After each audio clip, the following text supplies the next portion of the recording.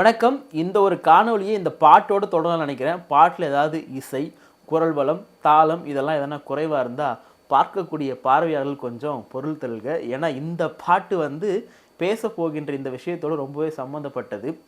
அடிமையின் உடம்பில் ரத்தம் எதற்கு, தீனம் அச்சப்பட்ட கோழைக்கு இல்லம் எதற்கு, கொடுமையை கண்டு கண்டு பயம் எதற்கு, கொடுமையை கண்டு கண்டு பயம் எதற்கு, நீ கொண்டு வந்தது என்னடா மீசை முறுக்கு. செம்ம பாட்டில் ஒரு அடிமையாக இருக்கிற உன் உடம்புல என்னத்துல உனக்கு ரத்தம், இந்த கொடுமையை கண்டு கண்டுன்னா உனக்கு பயம், நீ என்ன எடுத்துன்னு வந்துட்ட கெத்தாரு மீசையம் இருக்குன்னு சொல்லிட்டு அந்த காலத்திலேயே எம்ஜிஆர் அவர்கள் இந்த திரைப்படத்தில் பாடி நடிச்சிருப்பார். பயங்கரமான ஒரு திராவிட இயக்கத்துக்கெல்லாம் ஒரு புத்துணர்ச்சி கொடுத்த ஒரு பாட்டு. அந்த பாட்டு இன்னைக்கு பொருந்த போகுது. என்னன்னா, விசிக கட்சியினுடைய துணை பொதுச் செயலாளர் திரு ஆதவ் அர்ஜுன் அவர் கட்சியில் வந்தது முதற்கொண்டே பார்த்தீங்கன்னா பல விமர்சனங்கள் நாமளே கூட விமர்சனம் பண்ணியிருக்கோம். கட்சியில் வந்த உடனே ஒருத்தர் துணை பொதுச் செயலாளர் பதவியா, நீங்கள் கேட்ட அந்த பொது தொகுதி அவருக்கு தானே அப்படின்ற விமர்சனங்கள்லாம் வச்சுருக்கோம். ஆனால் அந்த திரு ஆதவ் அர்ஜுனா அவர்கள் தான் இன்றைக்கு விசிகாவின் குரலாகவும் திரு திருமாவர்களுடைய குரலாகவும் மிக முக்கியமான ஒரு விஷயம் குறித்து நேற்று தந்தி டிவி கொடுத்த பேட்டியில் ரொம்ப காத்திரமாக ரொம்ப நுணுக்கமாக பதிவு செஞ்சுருக்காரு. அவர் பேசின அந்த பேச்சினுடைய எதிரொலி இன்றைக்கு மிகப்பெரிய ஒரு பூகம்பமாக வெடிச்சிருக்கு. என்னன்னா, அவர் என்ன சொல்கிறார் அந்த பேட்டியில், நேற்று சினிமாலேருந்து வந்தவங்க 4 படம் நடிச்சுட்டு வந்தவங்க நீங்கள் துணை முதலமைச்சர் ஆவாங்க, சினிமாலேருந்து வந்தவங்க முதலமைச்சர் ஆவாங்க.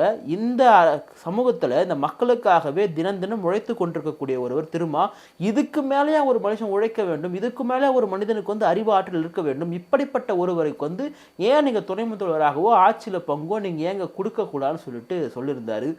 நேரடியாக திரு ஆதவ் அர்ஜுனா அவர்கள் யாரை எதிர்த்து ஸ்டேட்மெண்ட் சொல்லியிருக்காரா நீங்கள் நினைக்கிறீங்க? விஜய்க்கு கிடையாது. அவர் சொன்னது அமைச்சர் திரு உதயநிதி அவர்களை பார்த்து தான். ஏன்னா அவர் தான் 4 படம் நடித்தார், சினிமாலேருந்து வந்த உடனே துணை முதலமைச்சர் ஆக்க போகிறாங்க, அமைச்சரை ஆக்கிட்டார். அப்போது நியாயமாகவே ஒரு கேள்வி வருது, இந்த திமுக அரசு திமுக ஆட்சி என்பது அப்படியே சுயேட்சையாக நீங்களே ஏற்படுத்தின ஒரு ஆட்சியாக கிடையாதுல்ல, எங்களோட உழைப்பு இருக்குல்ல, எங்களுடைய பங்களிப்பும் எங்கள் மக்களுடைய ஆதரவும் விசிக கட்சியினுடைய ஓட் பேங்க்கும் இல்லைன்னா நீங்கள் எப்படிங்க ஆட்சிக்கு வந்திருக்க முடியும் அப்படின்ற ஒரு நியாயமான ஒரு கேள்வியை திரு ஆதவ் அர்ஜுன் அவர்கள் முன்வைத்திருக்கிறார். இந்த ஒரு கேள்வியை இன்றைக்கு திமுகவை சார்ந்த அண்ணன் ராசா அவர்கிட்ட கேட்குறாங்க. இந்த மாதிரி சொல்லியிருக்காருங்க, 4 படத்தில் நடிச்சுட்டு வந்தவங்கலாம் துணை முதலமைச்சர் ஆகிறது எப்படிங்க சரி சொல்லிட்டு கேட்குறாரு. ஆதவ் அர்ஜுனா சொல்லும்பொழுது அவர் ஆதவ் அர்ஜுனா சொல்கிறது தவறு, திருமாவர்கள் இதை கண்டிக்கணும், 2வது திருமாவும் இப்படி சொல்லக்கூடாதுன்னு சொல்லிட்டு அண்ணன் திருமா அவர்களுக்கே பார்த்தீங்கன்னா ஒரு ஆர்டர் போடுறாரு அண்ணன் ராசா. நான் சொன்னல அந்த ஒரு பாட்டு அது எங்கே பொருந்துன்னா, ஆனால் ராசா அவர்கள் ஒரு நல்ல ஒரு அறிவாளி, நல்ல ஒரு பேச்சாற்றல் உள்ளவர், அதெல்லாம் நம்ம மாற்றுக்கிறதே கிடையாது. ஆனால் ராசா அவர்களை பார்த்தீங்கன்னா திமுக மத்திய அமைச்சராக்கிடுச்சு. அந்த மத்திய அமைச்சர் ஆக்குனதை எத்தனை முறை சொல்ல முடியுமோ அத்தனை முறை சொல்லி நாங்கள் ஒரு தலித்துக்கு மத்திய அமைச்சர் ஆக்கணும், நாங்கள் ஆராசாவாக்கிட்டோம் சொல்லிட்டு பல முறை சொல்லிட்டாங்க. அதை தவிர்த்து அவங்ககிட்ட வேறு உதாரணம் இருக்குமான்னு கேட்டால் கிடையாது. அப்படிப்பட்ட ராசா அவர்களை ஏங்க துணை முதல்வர்கள்னு சொல்லிட்டு நம்ம அவருக்காக பேசினா அவருக்குள்ளே ஒரு தாழ்வு மனப்பான்மை இருக்குது. அது நம்ம எப்படி ஆசைப்பட முடியும்? நம்மளால ஒரு பாட்டு பாடல, அந்த பாட்டு இங்கே இருக்கக்கூடிய எல்லா இதுக்குமே பொருந்துதான் நான் பார்க்குறேன். ஆனால் ராசா அவர்களுக்கு ஒரு தாழ்வு மனப்பான்மை, நம்மளாம் போய்ட்டு ஆசைப்படலாமா, நீங்கள்லாம் பொது தொகுதி கேட்கலாமான்னு சொன்ன மாதிரி நம்மளாம் போய்ட்டு ஆசைப்படலாமா? அவங்க குடும்பம், அவர் முதல்வருடைய வாரிசு, அவர் நடந்தால் சரியாக சொல்லிட்டு அவர் ஏற்றுக்கலாம், அது அவர் விருப்பம். ஆனால் விசிக கட்சியும் அப்படி தான் ஏற்றுக்கணும், டாக்டர் திருமாவும் அப்படி தான் ஏற்றுக்கணும். உங்கள் கட்சியிலிருந்து ஒருத்தருடைய குரல் வந்தால் கூட அந்த குரல் வேலையை நீங்கள் நிறுத்தணும், அப்படி ஒரு கருத்தே வரக்கூடாதுன்னு சொல்லிட்டு ராசா அவர்கள் சொல்லுது பார்த்தீங்கன்னா ஒரு அநியாயமானது, நியாயமானதே கிடையாது. உங்கள் கட்சிங்க, உங்கள் ஸ்டாண்ட் நீங்கள் சொல்லுங்க, அவர் எங்கள் துணை முதல்வர் சொல்லுங்கள், எங்களுடைய முதலமைச்சர் சொல்லுங்கள், அவர் தான் ஆளினால் எல்லாமே சொல்லுங்கள், உங்கள் விருப்பம் அது, உங்களை யாரும் கேட்க போகிறது கிடையாது. ஆனால் உங்கள் கட்சி இன்னைக்கு ஆட்சிக்கு வந்துக்குதுன்னா அதுக்கு முழுக்க முழுக்க காரணமான விசிகாவையும் டாக்டர் திருமா அவர்களையும் நீங்கள் கட்டுப்படுத்தணும்னு நினைக்கிறதெல்லாம் ஒருபொழுதும் நியாயமானதாகவும் இருக்காது. அந்த பேட்டி உண்மையாகவே ஒரு 40 நிமிடத்திற்கு மேலான ஒரு பேட்டி. அது மிக முக்கியமான ஒரு கருத்துக்களை ஆதவ் அர்ஜுன் அவர்கள் முன் வச்சிருக்கிறார். அவர் பேசக்கூடிய ஒவ்வொன்றுமே பார்த்தீங்கன்னா மிக முக்கியமான ஒன்று நான் பார்க்குறேன் நான். ஏன்னா நமக்கு தெரிந்த அண்ணன்கள் துணை பொதுச் செயலாளர்கள் நிறைய பேர் இருக்காங்க, அவங்க எல்லாருமே கூட பல இடத்துல பேசியிருக்காங்க. நம்ம அண்ணன் சங்க தமிழன் கூட பல இடத்துல வலியுறுத்திருக்காரு, எங்கள் தலைவர் தாங்க முதலமைச்சர் ஆகணும் அப்படின்னு சொல்லிட்டு. அப்போது இவங்கெல்லாம் தொடர்ந்து பேசக்கூடிய ஒரு கருத்தை ஆதவ அர்ஜுனா பேசுறது ஏன் இவ்வளோ பெரிய ஒரு பூதாகரம் விஷயமா மாறுதுன்னா, ஆதவ அர்ஜுனா ஒரு மிகப்பெரிய ஒரு செல்வந்தர் குடும்பத்தை வந்து சார்ந்தவருடைய மருமகன். அதனால் அவருடைய வருகை பார்த்தீங்கன்னா ஆரம்பத்திலிருந்தே ஒரு பெரிய ஒரு சர்ச்சை வந்து உண்டாகுச்சு. இவரே திமுகவுடைய சார்ந்த ஒருவர் தானே, திமுக தான் அமைச்சிருக்கா அப்படின்லாம் சொல்லிட்டு பல சர்ச்சைகள்லாம் வந்த பொழுது, இந்த விஷயத்தில் அவர் பேசியிருக்கக்கூடியது 100% விசிகாவிற்காகவும் திருமாவிற்காக தான் பேசியிருக்கார் அப்படின்றத நம்மளால புரிஞ்சுக்க முடியுது. அதற்கு பிறகு பல உட்கருத்துகள் காரணங்கள் நம்ம உள்ள அடுக்கலாம், அது அப்பாற்பட்ட விஷயம். ஆனால் அவர் பேசிய கருத்து உண்மையாகவே வரவேற்கக்கூடியது, பாராட்டக்கூடியது, ரொம்ப நியாயமான ஒரு கருத்து. அவர் சொல்றாரு, ரொம்ப போல்டா சொல்றாரு, வட மாவட்டங்களில் விசிகா மட்டும் இல்லைன்னா இன்றைக்கு திமுக ஆட்சி அமைச்சிருக்க முடியாது, இனிமேலும் அமைக்க முடியாதுன்னு சொல்றாரு. 100க்கு 100 சரியானது. நடந்து முடிந்த சட்டமன்ற தேர்தலில் அதிமுக திமுக வாக்கு சதவீதம் பெரிய அளவு கிடையவே கிடையாது. அப்படி இருக்கும் பொழுது திமுக எப்படி ஆட்சிக்கு வந்ததுன்னா, இந்த வட மாவட்டங்கள் இருக்கக்கூடிய ஒட்டுமொத்த பட்டியல் சமூகக்கூடிய வாக்குகளும் அப்படியே வழுவாமல் திமுகவுக்கு வந்து விழுந்திருக்கு. இங்கே இருக்கக்கூடிய சிறுபான்மையினுடைய வாக்குகள் வந்து திமுக கிடைச்சதுக்கெல்லாம் ஒரே காரணம் திருமாவர்கள் மட்டும்தான். அப்படிப்பட்ட திருமாவிற்கு நீங்கள் ஆட்சியில் வந்து என்ன கொடுத்துருக்கீங்க? அதாவது அவங்க கேட்கலாம், ஆட்சியில் வந்து நீங்கள் கொடுக்கணும்னா நீங்கள் மெஜாரிட்டி நிரூபிக்கணும் அப்படி சொல்லிட்டு. அதுக்குமே ஆதவ அர்ஜுனா பதில் சொல்கிறாரு, இங்கே யாருமே பெரிய கட்சியெலாம் கிடையாது, நீங்கள் பெரிய கட்சியாக இருந்தால் தனியாக நில்லுங்க, 234 தொகுதியிலும் தனியாக நின்று மெஜாரிட்டி வந்து நிரூபிங்க அப்படின்னு சொல்லிட்டு திரு ஆதவ அர்ஜுனா வந்து சொல்கிறார். ரொம்ப நியாயமானது தானே. திமுக வந்து இன்றைக்கி பெருவாரி வின் பண்ணாலுமே தனியாக நிற்கணும் இல்லையா? அவங்க நிற்கக்கூடிய ஒவ்வொரு தொகுதியிலுமே கூட்டணி கட்சிகளுடைய ஓட்டு வங்கியிருக்கு. இன்னும் சொல்லப்போனால் விசிகாவில் ஓட்டு வாங்கியிருக்கு. மற்ற கட்சிகளுடைய நிலைகள்லாம் நமக்கு என்னென்னு தெரியும். காங்கிரஸ்க்கு வந்து விசிகாவுக்கு இருக்கிற மாதிரி பெரிய ஓட்டு வங்கி இப்போ இருக்கானா? இல்லை. கம்யூனிஸ்டுகளுக்கு சொல்லவே தேவை. அப்படி இருக்கும் பொழுது இந்த ஆட்சி இருக்கிறதுக்கும் ஸ்டாலின் அவர்கள் முதலமைச்சராக இருக்கிறதுக்கும் ஒரே காரணம் திருமாவர்கள் மட்டும்தான். எல்லாரும் சொல்லலாம் திமுகவுடைய ஓட்டு தானே ரொம்ப பெருசு, அதெல்லாம் சும்மா. இங்கே வந்து மோடி எதிர்ப்பு அலைன்ற ஒரு அலை வந்து தமிழ்நாட்டில் ரொம்ப ஸ்ட்ராங்காக இருக்குது. அந்த மோடி எதிர்ப்பு அலையை உருவாக்குறதே யாரானா திருமாவர்கள் தான்.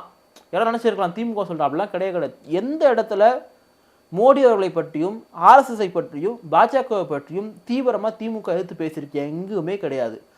திருமாவர்கள் அவங்களுடைய ஆணி வேறான சனாதனத்தில் போய் கை வைக்கிறாரு, ஆர்எஸ்எஸ்ல கை வைக்கிறாரு, மோடி அவர்களை எதிர்த்து பேசுகிறாரு. இப்படி இருக்கிறதுனால தான் அந்த கருத்தியலை தமிழ்நாட்டில் பிஜேபி எதிர்ப்புன்ற கருத்தை விசிகாவை விட எந்த கட்சியும் தமிழ்நாட்டு மக்களே கொண்டு போய் சேர்க்கவே இல்லை. இந்த கட்சி கொண்டு போய் சேர்த்த அளவுக்கு திரு சீமானவர்களுக்கு கூட அங்கங்கே பேசுவார், நம்ம இல்லைன்னு சொல்ல. ஆனால் அதனுடைய அடிநாதத்திலே கை வைக்க யாரானா திரும்ப தான் அஸ்திவாரத்தையே சும்மா ஆட்டுறாரு. நம்ம அதெல்லாம் வந்து இல்லைன்னே சொல்ல முடியாது.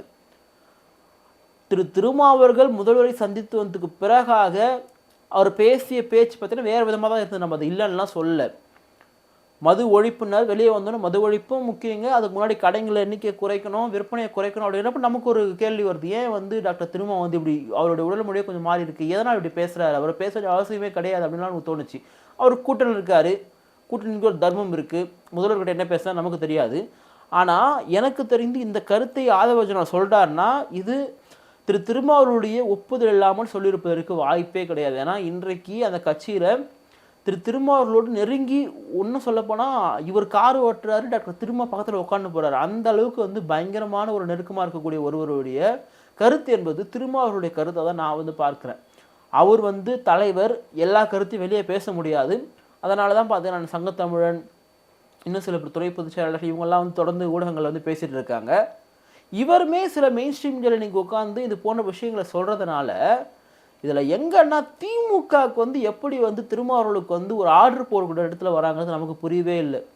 ஆதவ அர்ஜுனா அந்த கருத்தை சொன்னால் கூட நீங்கள் வந்து சொல்லக்கூடாது திருமா அப்படின்னு சொல்லிட்டு ரொம்ப தீர்க்கமாக அண்ணன் ராசா அவர்கள் சொல்கிறாரு. எப்படி டாக்டர் திருமாவர்களை வந்து இவர் கட்டுப்படுத்த நினைக்கிறாரு நமக்கு வந்து புரியல. நீங்கள் ஒரு பட்டியல் சமூகம் அண்ணன் ஆராசா அவர்கள், இவரும் ஒரு பட்டியல் சமூகம்.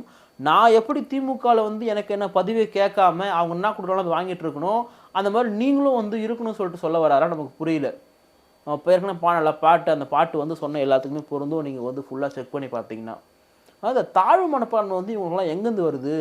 நீங்கள்லாம் வந்து திரு ஆதவ அர்ஜுனா ரொம்ப தெளிவாக சொல்கிறாரு, எதுக்காக வந்து நீங்கள் எங்களை வந்து பேரம் பேசுகிறேன் பார்க்கிங் பண்ணி ஏன் சொல்கிறீங்க, எத்தனை நாள் தான் வந்து நாங்கள் வந்து கேட்குறதுலேயே இருக்குது, நாங்கள் கொடுக்குற இடத்துக்கு மாறுவோம் நாங்கள் அப்படின்னு சொல்லக்கூடிய அந்த பாசிட்டிவான விஷயங்கள் இருக்குல்ல, இது ரொம்ப முக்கியமானது. ஆனால் திரும்ப கூட பார்த்தீங்கன்னா சில இடத்துலாம் பேசியிருப்பார், நம்ம வந்து எல்லோரும் சேர்ந்தா கூட 1/4 கிராம் தேர மாட்டோம் அப்படின்னு சொல்கிறதுலாம் பார்த்தீங்கன்னா ஃபேக்ட் அளவில் அது உண்மையாக நீங்கள் நிரூபிச்சிருந்தாலுமே கூட சொல்லக்கூடாது. அப்படி என்னை பொறுத்த வரைக்கும் வந்து எப்போவுமே நம்மளை வந்து பலவீனமானவங்களாகவோ அல்லது வந்து நாங்கள் ரொம்ப பலவீனமானவர்கள், எங்களால் இது செய்ய முடியாது, நாங்களாம் சேர்ந்தவர்களோட தான் வருவோம் அப்படின்னு சொல்லக்கூடியதெல்லாம் விதைக்கக்கூடாது. ஏன்னா அது ஒரு நெகட்டிவான தாட்ஸை தான் வந்து விதைக்கும். இன்றைக்கு ஆதவ அர்ஜுனா போன்றவர்கள் ரொம்ப பாசிட்டிவாக வந்து ஏங்க வந்து எங்களை பேரம் பேசுகிறோன்னு சொல்கிறீங்க, நீங்கள் கொடுக்குறதுக்கு நாங்கள் போவோம், ஆட்சி அதிகாரத்தில் நம்ம பங்கு கேட்போம். நிறைய பேர் கேட்குறாங்க, நீங்கள் அதுக்கான கெப்பாசிட்டி உருவானா தானே, பெரிய கட்சியாக மாறினா தானே சொல்லும்போது, பெரிய கட்சின்னு யாருமே கிடையாது. பெரிய கட்சியில் 234 தொகுதி தனிச்சு நிற்கணும் அப்படி பார்த்தா தமிழ்நாட்டில் யாருமே கிடையாது. அதிமுக கூட ஒரே முறை அம்மையார் ஜெயலலிதாவுடைய அந்த மறைவுக்கு முன்னாடி இருந்த அந்த இதுக்கு முன்னாடி வரைக்கும் அவங்க வந்து கூட்டணி தான் வச்சுருந்தாங்க. அப்போ கூட ஒரு சில கட்சிகள் கூட்டணிலாம் வந்து இருக்குது. அப்போ தமிழ்நாட்டினுடைய தேர்தல் அரசியல் வெற்றி என்பதே கூட்டணி தான். அந்த கூட்டணியெல்லாம் வெற்றி பெறவே முடியாது. அதனால தான் நாம் தமிழர் போன்ற கட்சிகளாம் இன்னும் வின் பண்ண முடியல. நாம் தமிழர் கட்சியெல்லாம் கூட்டணி வச்சுன்னா ஆட்சி அதிகாரத்துக்கே வரலாம். திரு சீமான், அண்ணன் வேல்முருகன் அப்படி போன்ற ஜனநாயக சக்தியெல்லாம் இணைஞ்சாங்கன்னா இவங்க ஆட்சி அதிகாரத்துக்கே வர முடியும். ஆனால் கூட்டணி வந்து வைக்கல. திமுக இந்த கூட்டணி வைக்கிறதுல மட்டும்தான் ஆட்சி அதிகாரத்துக்கு வருதே தவிர, கூட்டணி வைக்காம என்னவோ திராவிட கருத்தில் தமிழ்நாடு ஃபுல்லாக பரவி எல்லாம் கலைஞருக்காகவும் திரு ஸ்டாலின் அவர்களுக்காகவும் தொடர்ந்து அப்படி ஓட்டுக்காக போடுறது மாதிரி தான் இருக்குது பார்க்கக்கூடியதெல்லாம் சொல்ல போனால். உங்களெல்லாம் இவங்கெல்லாம் உழைச்சி உங்களை ஆட்சி அதிகாரத்தில் உட்கார வைக்கிறாங்க. உட்கார வச்சுன்னா நீங்கள் வந்து இவங்களுக்கே வந்து நீங்கள் எப்படி கேட்கலாம், துணைமுதலாம் நாங்கள் யாரெல்லாம் ஆக்குன்னு சொல்கிறதுலாம் பார்த்தீங்கன்னா ஒரு கட்சியினுடைய அகம்பாவத்தை தான் குறிக்க நான் பார்க்குறேன். அது எப்படிங்க அவங்க சொல்ல மனசு வருது? இத்தனை நாள் உங்களுக்காக உழைக்கிறார் அவரை பார்த்து நீங்கள் ஆதவச்சனம் சொல்கிற கருத்து நீங்கள் ஏற்கக்கூடாதுன்னு சொல்கிறதெல்லாம் பார்த்தீங்கன்னா ரொம்ப அபத்தமான ஒன்றை பார்க்குறேன், ரொம்ப அநியாயமான ஒன்றை நான் பார்க்குறேன். அதை நான் ஏன்னா இன்றைக்கி விசிகாவே உழைப்பில் அறுவடை பண்ணி திமுக ஆட்சி இருக்குது. அதுதான் டேட்டா சொல்லக்கூடியது. நான் மட்டும் சும்மா போகிற புகழாட்சி உள்ள டேட்டா சொல்லக்கூடியது. அப்படி இருக்கும் பொழுது நியாயமாக நீங்கள் ஆட்சி அதிகாரத்தில் பங்கு கொடுக்கலாம் கூட உரிய மரியாதை, உரிய சீட்டாவது கொடுக்கணும் இல்லையா? ஒரே ஒரு பொது தொகுதி கேட்டான்னு சொல்லிட்டு அவ்வளோ அலைய வச்சாங்க நடந்து முடிந்த பாராளுமன்ற தேர்தலில் விசிகாவை. இப்போ இந்த அளவுக்கு மிக மோசமான முறையில் திமுக கட்சி விசிகா வந்து நடத்துது. இன்னைக்கு இளம் தலைமுறைகள் விசிகாவுக்குள்ளே வந்ததுனால அவங்களுக்கு ஒரு ரத்த கொதிப்பு ஏற்படுது. எங்கள் தலைவர் வந்து வரணும், நாங்கள் முதலமைச்சர் ஆகணும், எங்கள் ஆட்கள் வந்து அமைச்சரவைக்கு போகணும்னு சொல்லிட்டு ஒரு நியாயமான கோரிக்கையை வந்து வலுப்படுத்துகிறாங்க. உண்மையாகவே திரு ஆதவ அர்ஜுனா அவர்கள் சொல்லியிருக்கக்கூடிய இந்த கருத்து என்பது வரவேற்கக்கூடியது, ரொம்ப நியாயமானது. இந்த கருத்து உண்மையாக பேசப்படும் பொருளாக மாறணும்.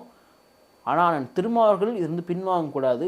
அப்படி அவர் சொல்லியிருக்கக்கூடாதுன்னு சொல்லிட்டு நான் திருமாவர்கள் சொல்லக்கூடாதுன்னு நினைக்கிறேன்.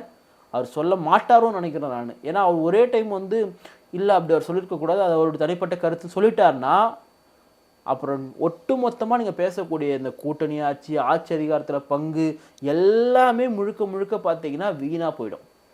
இந்த ஸ்டாண்டில் உறுதியாக இருக்கணும். அப்போ தான் பார்த்தீங்கன்னா நீங்கள் உங்களுடைய சீட் ரீதியாக இன்க்ரீஸாகவும் பெற முடியும், கட்சியும் வளரும், தொண்டர்கள் எப்பொழுதுமே ஒரு எனர்ஜியாக வந்திருப்பாங்க. நம்ம ஆட்சிக்கு வர போகிறோம், தலைவர் முதல்வராக போகிறாரு, நம்மை சார்ந்தவர்கள் அமைச்சராக போகிறாங்க அப்படின்ற ஒரு பாசிட்டிவ் மைண்டில் தான் கட்சி வளரும். நெகட்டிவ் மைண்டில் இருந்தால் ஒரு நாளும் கட்சி வளராது. திமுக விசிகாவை கட்டுப்படுத்த நினைக்கிறது. திருமாவர்களை அவ்வளோ எளிதாக கட்டுப்படுத்த முடியாத நான் நம்புகிறேன் நான். ஆனால் இவர் மிக உறுதியாக இருக்கணும்னு நினைக்கிறேன். நன்றி.